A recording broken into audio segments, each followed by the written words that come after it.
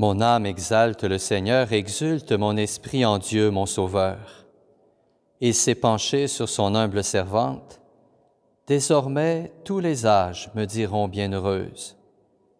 Le Puissant fit pour moi des merveilles, saint est son nom.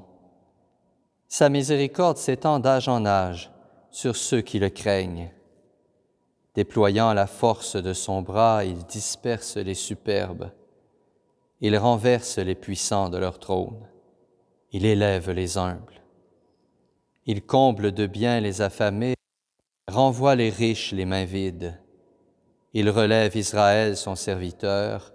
Il se souvient de son amour, de la promesse faite à nos pères en faveur d'Abraham et de sa race à jamais.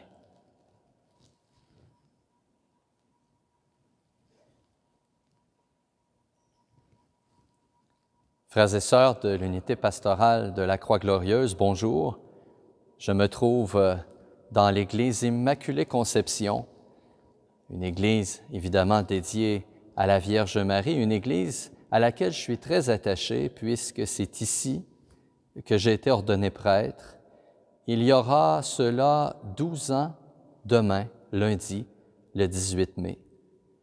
J'ai donc décidé de m'adresser à vous cette semaine à partir de ce lieu hautement significatif pour moi, mais aussi pour bien des paroissiens de notre unité pastorale. Qu'ils soient résidents dans les environs de l'Immaculée ou non, nous sommes tous attachés à cette maison de Marie où nous venons partager nos joies et nos peines. 12 ans déjà que j'ai le plaisir de partager le quotidien de mes frères, de mes sœurs, de partager leurs peines, de partager leur joie, leur espérance surtout et leur foi. Il y a 12 ans, lorsque j'ai été ordonné prêtre, c'est par l'imposition des mains et le don de l'Esprit Saint. Et bien entendu, cet Esprit Saint, il n'est pas le monopole des prêtres. Il est aussi donné généreusement dans le sacrement du baptême, de la confirmation. Il est présent dans chacun des sacrements de l'Église et dans l'Église elle-même qui est sacrement. Dans la parole de Dieu aujourd'hui, bien sûr, l'Esprit Saint est présent. Présent parce qu'il est toujours présent dans l'Écriture, mais présent parce que nous parlons de lui dans l'Écriture aujourd'hui. Dans l'Évangile, Jésus a cette très belle phrase touchante pour chacun et chacune d'entre nous. Il nous rappelle qu'il ne nous laisse pas orphelins. Quelle belle parole! Je ne vous laisserai pas orphelins. Jésus, bien sûr, par son incarnation, est venu briser notre isolement. Il a pris notre humanité et dès lors, aucun être humain ne peut se prétendre seul maintenant. Le Christ a vécu notre expérience. Il nous attire à lui. Lui par qui nous avons été créés, lui par qui toute chose a été créée, est venu dans notre humanité. Quel privilège! C'était déjà beaucoup. Jésus nous a donné en plus son enseignement, son exemple sur la croix, et il va jusqu'à donner l'Esprit pour que nous ne soyons pas orphelins. Un esprit qui guide dès les premiers instants l'Église, la jeune Église naissante. Nous le voyons dans cet extrait du livre des Actes des Apôtres que nous avons à méditer ce dimanche. Les apôtres apprirent que la Samarie avait accueilli la parole de Dieu. Alors ils y envoyèrent Pierre et Jean. À leur arrivée, ceux-ci prièrent pour ces Samaritains afin qu'ils reçoivent l'Esprit Saint. L'œuvre d'Église est fondée sur la présence de l'Esprit. Sans cet Esprit, rien n'est possible. Non, Jésus ne nous a pas laissés orphelins. Lui qui a été mis à mort dans la chair, nous le rappelle la lettre de Saint Pierre en deuxième lecture, est vivifié dans l'Esprit. Et c'est bien dans l'Esprit, nous aussi, que nous sommes vivifiés. Je faisais référence tout à l'heure à l'ordination presbytérale que j'ai reçue il y a 12 ans, ici même, et à chaque instant de mon ministère, d'une façon particulière dans les instants les plus difficiles, j'ai senti que l'Esprit Saint œuvrait dans les sacrements que je donnais, qui sont plus grands que moi, qui sont plus grands que nous. L'Esprit Saint œuvrait aussi dans la prédication, alors que parfois j'étais plus fatigué, j'avais l'impression d'être moins convaincant, des cœurs étaient touchés, bien indépendamment de moi. L'Esprit Saint aussi, je l'ai vu à l'œuvre en vous, dans tous mes paroissiens, paroissiennes, engagés dans la communauté. Ces paroissiens, paroissiennes qui s'affairent à construire la communauté chrétienne dans des lieux donnés. Je l'ai vu à l'œuvre dans votre générosité, dans votre capacité de vous supporter les uns les autres, dans l'audace que vous avez de proposer des projets, de vous y engager pour qu'ils fonctionnent. Oui, cet esprit nous guide, nous ne sommes pas orphelins. Je ne me suis jamais senti seul dans l'exercice de mon ministère, même si parfois il est difficile. Et je sais que vous faites, vous aussi, cette expérience de l'Esprit. Mais même si nous faisons cette expérience de l'Esprit, nous avons sans cesse à nous rendre davantage dociles à cet Esprit, ouverts à son œuvre dans nos vies. Et c'est bien ce qu'a fait Marie.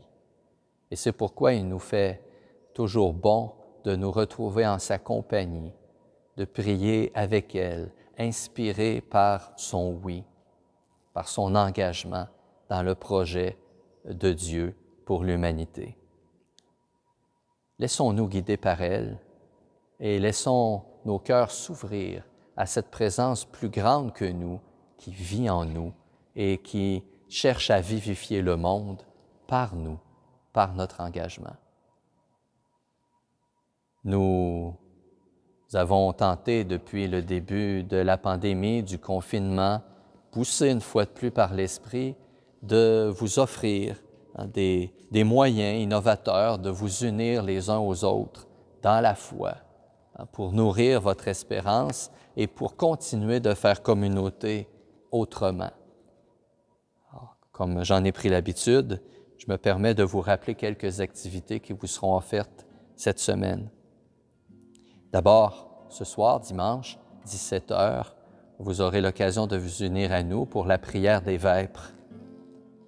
Lundi, je vous rappelle qu'à cause du congé de la fête de la Reine, il n'y aura pas de télédiffusion de la messe. Bien entendu, je célébrerai la messe en ce jour particulier pour moi et vous porterez d'une façon particulière dans ma prière, mais il n'y aura pas de télédiffusion. Mardi, après la messe du matin, 9h30, il y aura l'adoration interactive. Je vous invite, comme d'habitude, à présenter vos intentions de prière afin que nous puissions les porter devant le Saint-Sacrement. Mercredi 20 mai, immédiatement après la messe, nous poursuivrons notre découverte de l'histoire des saints en compagnie de Bernardin de Sienne. Andrea Lauzon nous aidera à connaître ce maître spirituel. Toujours mercredi, 20h, Jean-François offrira sa catéchèse pour adultes et le sujet sera la foi, une question de confiance. Eh oui, Dieu ne nous laisse pas orphelins, il nous donne l'Esprit, mais encore faut-il y faire confiance pour avancer avec lui, nous laisser propulser par lui. Jeudi, 21 mai, 19h, une question à la fois avec l'abbé Francis Gadouri. La foi est en santé lorsqu'elle se questionne, lorsqu'elle continue de s'approfondir. Je vous invite donc à fournir, à partager vos questions à l'abbé Francis afin qu'il puisse cheminer avec vous dans la foi, dans l'approfondissement de la foi. Vendredi 22 mai, après la messe, nous poursuivons cette belle série « Visage de l'unité » et nous serons accompagnés de Michel et Raymond Danfous, deux bénévoles très engagés dans la communauté de Saint-Esprit depuis de nombreuses années, des bénévoles qui ont su s'entourer d'autres bénévoles, notamment dans le projet de la vente de garage qui est si important pour la paroisse Sainte-Marguerite-Bourgeois.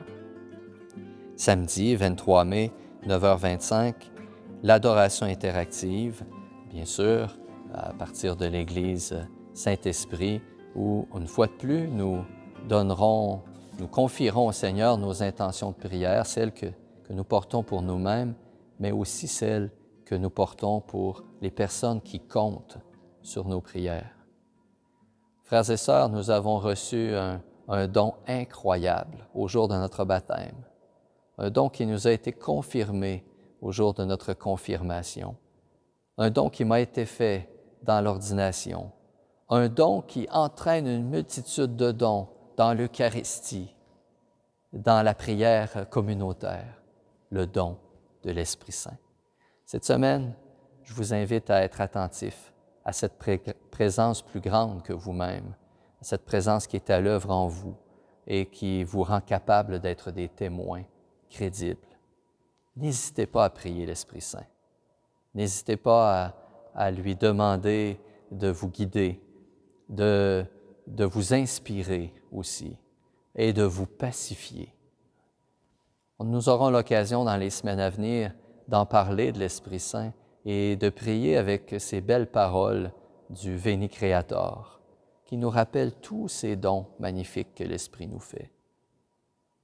Je demande maintenant au Seigneur de faire descendre sur vous sa bénédiction par l'intercession de Marie en ce mois qui lui est consacré et en ce lieu qui lui est consacré aussi. Je lui demande de vous apporter la paix, de nourrir votre espérance et de soutenir votre charité, lui qui est Père, Fils et Saint-Esprit. Amen. Demeurez dans la paix du Christ.